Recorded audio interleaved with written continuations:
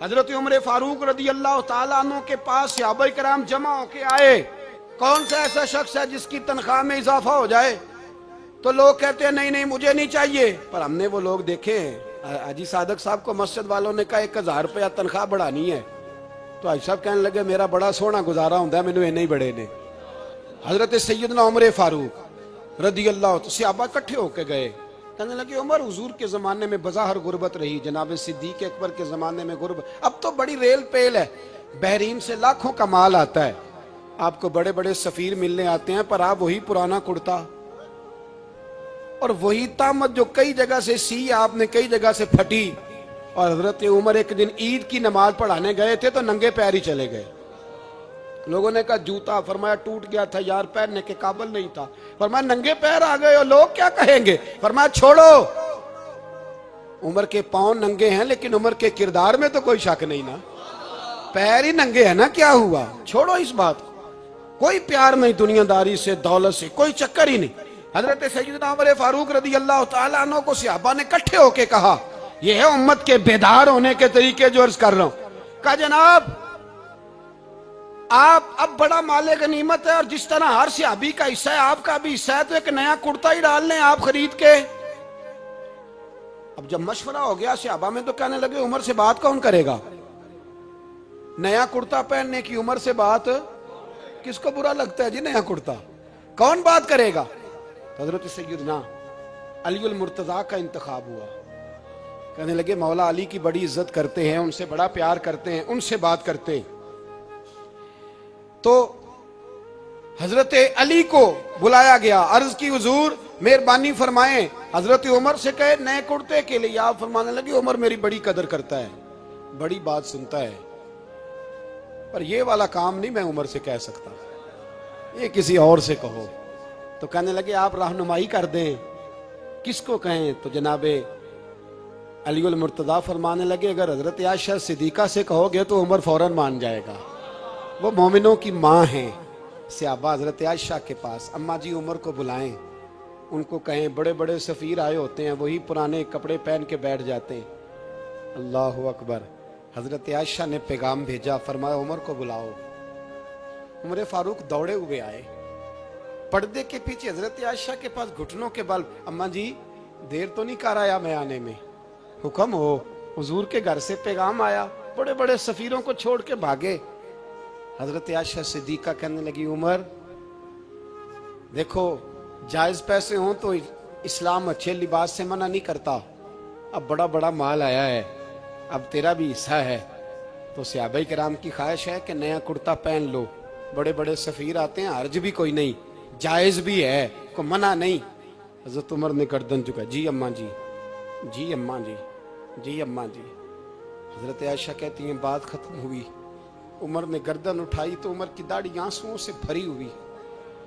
کہتی ہے مجھے کہنے لگے اماں جی میں تو صرف مسجد میں دیکھا کرتا تھا, آپ تو مصطفیٰ کو دن رات دیکھتی تھیں, جس طرح کے کرتے آمنہ کے لال نے پہنے ہیں مجھے بھی پہنا دو, میں تیار ہوں, میں پہن لوں گا, میں تیار ہوں, پر جس طرح کے میرے نبی نے پہنے.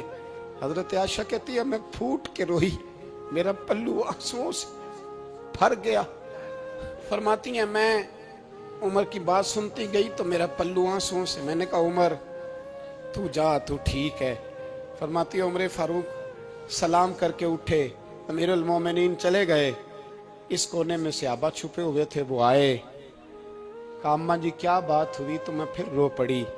میں نے کہا کیا بتاؤں, تمہیں پرانے کرتے نظر آتے ہیں, اسے محمد عربی کے جلوے نظر آتے ہیں, اسے رسول اللہ کا رنگ نظر آتا ہے, اسے وہ غلامی نظر آتی ہے. عمر کو دنیا سے پیار, اور دنیا سے پیار نہیں تھا, دعا پتہ کیا تھی؟ یوں جھولی اٹھا کے اللہ مرزقنا شہادتن فی سبیلک وجعل موت فی بلد حبیبک. اللہ عمر کو بسترے والی موت نہ دینا, موت شہادت کی دینا, پر میں میدان میں جا کے نہیں مرنا چاہتا, مجھے رسول اللہ کے شہر میں موت چاہیے, باہر جا کے نہیں, یہی میدان لگے مدینے میں, یہی موت آئے, اسباب بنا, میں مدینہ بھی نہیں چھوڑنا چاہتا. او بھائی ان لوگوں کو نہیں پیار تھا. جناب صدیق اکبر کا وصال ہوا تو زہر کے اثر سے, وہ جو آپ کو زہر لگا تھا بعض مفسرین نے لکھا ہے کبھی کبھی وہ جو سانپ نے ڈسا تھا تو کبھی کبھی اس کا اثر آتا تھا، بس اللہ نے شہادت دینی تھی کبھی کبھی، ورنہ تو بڑی شفائیں تھیں۔ حضرت عمر شہید، حضرت عثمان، جناب علی، امام حسن، امام حسین، علی اکبر، علی اصغر، حضرت عباس، حضرت سعد بن معاذ، حضرت امیر حمزہ، مصعب بن عمیر۔ میرے محبوب نے تو لسٹ بنائی شہیدوں کی، لسٹ بنائی شہیدوں کی۔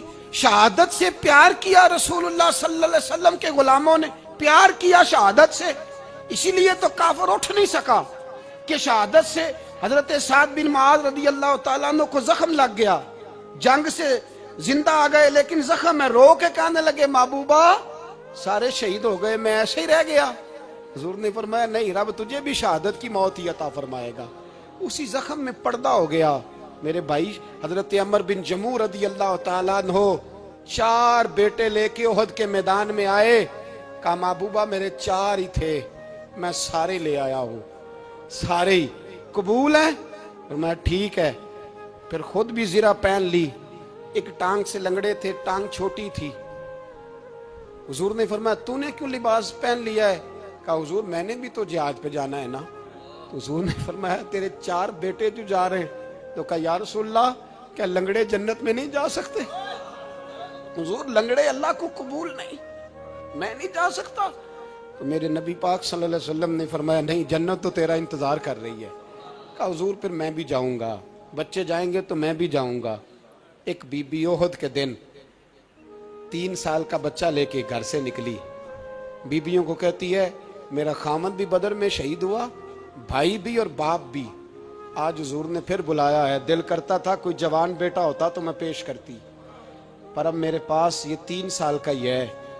بچہ لیا مدینے میں مسجد نبوی میں، حضرت بلال سے کہنے لگی 2 منٹ حضور کا دیدار چاہیے۔ نبی پاک آئے، کیسے آئی ہو؟ کہنے لگی محبوبہ میں شہید کی بیٹی، شہید کی بہن، شہید کی بیوہ ہوں، میرے پاس اب جوان تو کوئی نہیں، یہ 3 سال کا ہی ہے۔ حضور نے مسکرا کے فرمایا یہ کرے گا کیا کرے گا؟ کہنے لگی حضور سنا ہے اسلحہ تھوڑا ہے، ڈھال کی ضرورت ہے، لوہے کی ڈھال ہوتی تھی، جب تلوار آتی تھی تو آگے کی جاتی تھی۔ کہا محبوبہ میرا شہید کی اماں بننے کو بڑا دل کرتا ہے، یہ میرا 3 سال کا لے جاؤ، جب تیر آپ کی طرف آیا تو میرا بیٹا آگے کر دینا، یہ ڈھال کا کام تو دے گا نا۔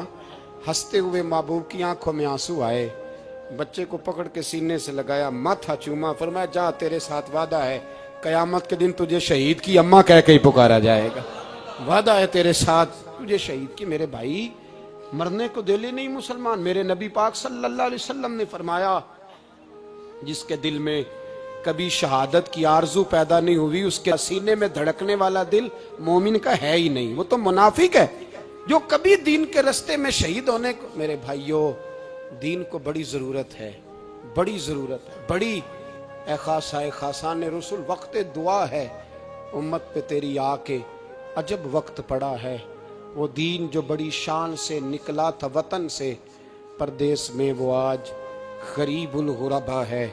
فریاد ہے اے کشتی امت کے نگہباں، بیڑا یہ تباہی کے قریب آن لگا ہے۔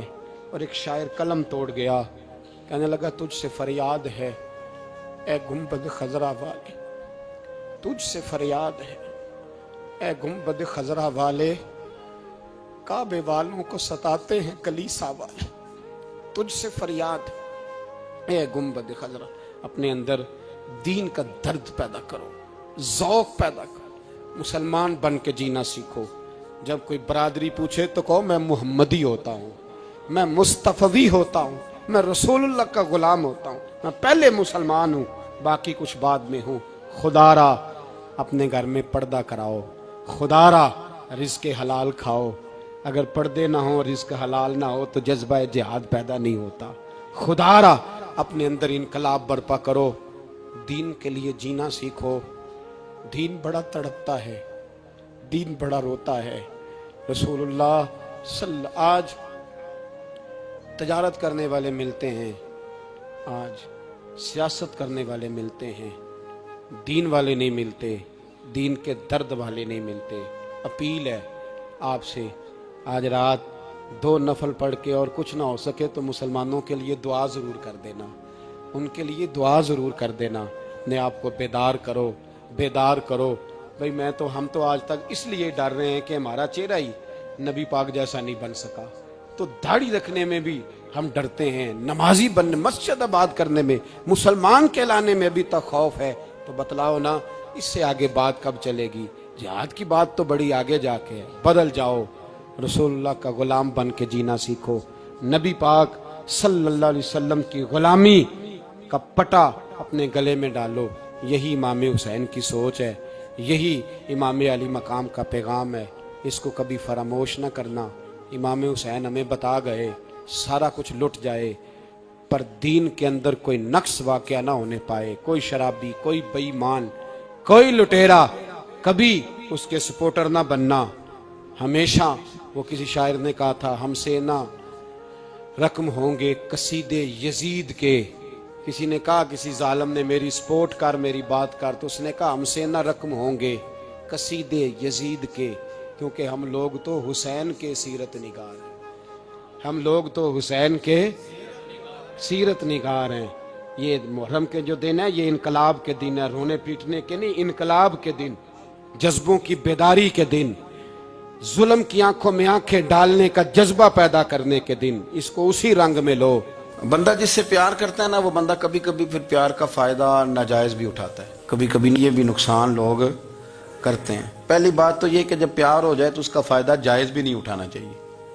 जिसने फायदा उठा लिया तो उसने तो इस्तेमाल किया ना। तो होता है हमारे घरों में कि अगर बच्चा अम्मा के काबू में, तो फिर अम्मा जो दिल करता है कराती है, और जो उसको कह देती है फिर वो कहता है ओहो मेरी अम्मा नु आखे है, पर वो डंडा उठा लेता है। आओ देखता है ना ताओ देखता है। ये भी इमोशनल करना है, कर लेते हैं लोग। बेटी को भी पता चल जाए ना अब्बा मेरी बात मानता है, तो वो सारे बच्चे कहना सैर करने जाना है, तो अब्बा जी को कौन मनाएगा? तो कहती है तुसी चुप कर जाओ, अब्बा जी को मैं बात करूं। उसे पता है मेरे से प्यार करता है। अब बात को समझ लें, ये एक इमोशनल करने का तरीका होता है, लोग कर लेते हैं।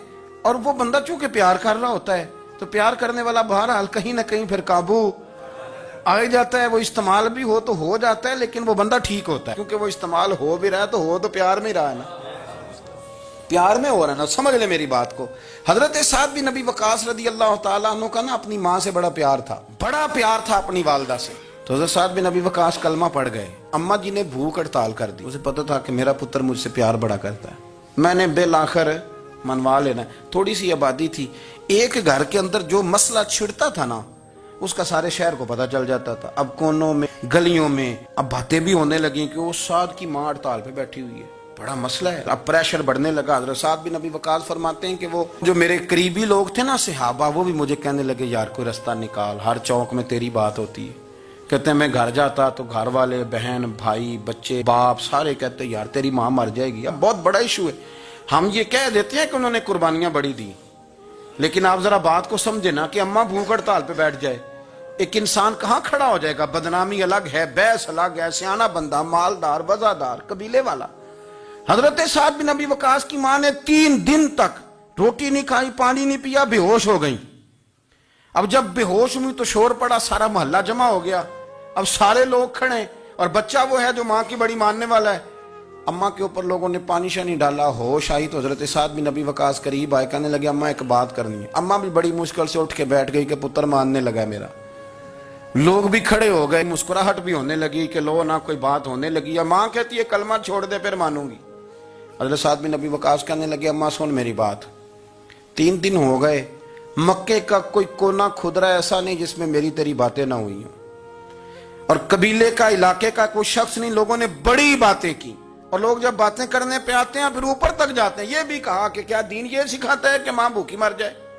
ये भी लोगों ने कहा, मैंने हर शय सुनी, बर्दाश्त की। अम्मा अब तू मेरी बात कान खोल के सुन ले। मां कहने लगी वो क्या? तो हजरत साद कहने लगे पैदा मुझे तूने किया है, 9 माह तेरे पेट में रहा हूं, रोटी तेरे हाथ से खाई है, तुझसे ज्यादा बेहतर मुझे कोई नहीं जानता। मां सुन तेरी कितनी जाने? अम्मा कहने लगी 1। तो हजरत साद फरमाने लगे तेरी 1000 जान भी हो ना, तो एक एक करके सारी निकल जाए तो मैं मोहम्मद अरबी का कलमा फिर भी नहीं छोड़ूंगा। खत्म हो गई बात। ये क्या बात? वो कच्चा रंग ललारी वाला, ਜਿਹੜਾ ਚੜਦਾ ਤੇ ਲੈਂਦਾ ਰਹਿੰਦਾ। ਇਹ ਇਸ਼ਕ ਤੇਰੇ ਦਾ रंग मुहम्मद जदों चढ़ जाए फिर नहीं लैंदा। ये क्या बात है अम्मा, तेरी 1000 जान भी हो, रोटी खानी है तो खा, नहीं खानी तो ना खा। ये लफ्ज कहते हैं हजरत साद बिन नबी वकास रो पड़े, आंसू आ गए, लफ्ज कह के बाहर निकले, मजमा छट गया। जिसने जो मतलब लेना था लिया, जिसने जो कहना था उसने कहा। हजरत साद चले गए। शाम को घर आए तो अम्मा रोटी खा रही थी। तो हजरत साद फरमाते हैं कि मोहल्ले की बीबियां कहने लगी रोटी क्यों खा रही हो? तो माँ रो पड़ी, कहने लगी पुत्र मेरा है, मैंने पैदा किया है, मेरे पुत्र ने कभी जिद नहीं की, इसके दिल में कुछ है उतर गई है, कोई है, कोई कच्चा पक्का जज्बा होता तो मैं तो 2 आंसू बहाती थी तो मेरा पुत्र लौट आता था, पर किसी रास्ते का मुसाफिर बन गया है, अब कहीं पहुंच गया है और मैं इसका दर्द समझ गई हूं, जहां गया है अब वहां से ये लौट सकता। आप समझे इतना तगड़ा ईमान जिन लोगों का, उनके बारे में लोग डिस्कस करेंगे। इनको ना कुरान पाक ने बतौर नमूना बयान किया है। अल्लाह फरमाते हैं ईमान उस तरह का जिस तरह मेरे नबी के सहाबा का। ये मुनाफिकों की बात हो रही है पहले से बारे में। वाइजा कीला लहुम आमिनु कमा आमन अन्नास, जब उनसे कहा जाए कि ईमान इस तरह लाओ जिस तरह मेरे नबी के सहाबा लाए, कालू अनुमिनु कमा आमन सुफहा, तो वो कहते हैं इस तरह ईमान लाएं जैसे बेवकूफ लाएं, ये तो बेवकूफ है, हर शय नबी पाक पे कुर्बान कर रहे हैं। तो अल्लाह फरमाते हैं अला इन्नहुम हुमुस सुफहा, खबरदार हो जाओ मेरे नबी पाक के गुलामों को बेवकूफ कहने वालों, तुम बेवकूफ हो। अल्लाह कहता है तुम पागल हो, बेवकूफ हो, अल्लाह उन्हें पागल कहता है। अल्लाह पागल कहता है उन्हें जो नबी पाक के सहाबा को पागल कहता है, अल्लाह उन्हें पागल कहता है। ये मेयारे ईमान है। कुरान ने कहा ईमान उस तरह का जिस तरह का नबी पाक के, वइज़ा क़ीला लहुम आमिनू कमा आमन अन्नास, ईमान उस तरह लाओ जिस तरह मेरे नबी पाक के सहाबा ईमान लाए हैं, उस तरह ईमान लाओ, इस तरह।